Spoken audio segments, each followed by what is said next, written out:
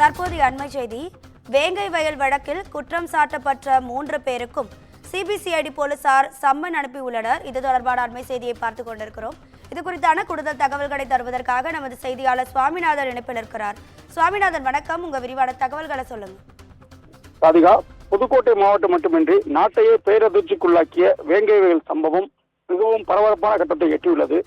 அந்த வகையில் கடந்த 2023ஆம் ஆண்டு டிசம்பர் 26ஆம் நாள் புதுக்கோட்டை மாவட்டம் வேங்கை வயலில் பட்டியலின மக்கள் வசிக்கக்கூடிய பகுதியில் உள்ள மேல்நிலை நீர்த்தேக்க தொட்டியில் மனித கழிவு கலந்த சம்பவம் பெரும் அதிர்ச்சியை ஏற்படுத்தியது.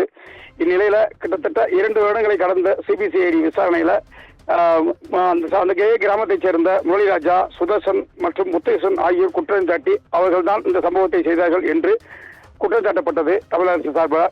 அதைத் தொடர்ந்து அந்த கிராம மக்கள் குற்றம் சாட்டிய மக்கள் மீதே குற்றச்சாட்டு வைத்துள்ள தமிழக அரசு மீது கடுமையான குற்றச்சாட்டை வைத்து அவர்கள் இந்த குற்றச்சாட்டுக்கு எதிராக போராடி வந்த நிலையில பல்வேறு கட்ட ஆர்ப்பாட்டங்கள் போராட்டங்கள் நடைபெற்றது.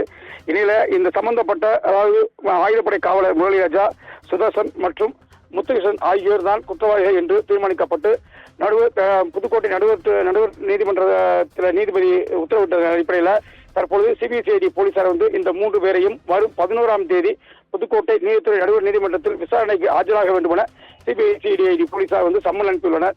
மேலும் 3வரும் வீட்டில் இல்லாததால் அவர்கள் குடும்பத்தினரிடம் இந்த சம்மனை வழங்கிய சிபிசிஐடி போலீசார் அவர்களை வரும் 11ஆம் தேதி நீதிமன்றத்தில் ஆஜர்படுத்துமாறு உத்தரவு பிறப்பித்துள்ளனர். அதிகாரி, உங்க தகவல்களுக்கு நன்றி சுவாமிநாதன். வேங்கை வயல் வழக்கில் குற்றம் சாட்டப்பட்டுள்ள 3 பேரும் ஆஜராக சிபிசிஐடி சம்மன் அனுப்பியுள்ளது. புதுக்கோட்டை நடுவர் நீதிமன்றத்தில் வரும் 11ஆம் தேதி விசாரணைக்கு ஆஜராக சிபிசிஐடி போலீசார் சம்மன் அனுப்பியுள்ளனர். முரளிராஜா, முத்துகிருஷ்ணன், சுதர்ஷன் ஆகியோர் ஆஜராக சம்மன் அனுப்பப்பட்டுள்ளது. 3 பேரும் வீட்டில் இல்லாததால் அவர்களது குடும்பத்தினரிடம் சிபிசிஐடி போலீசார் சம்மனை வழங்கியுள்ளனர். இது குறித்தான அண்மை செய்தியை பார்த்துக் கொண்டிருக்கிறோம்.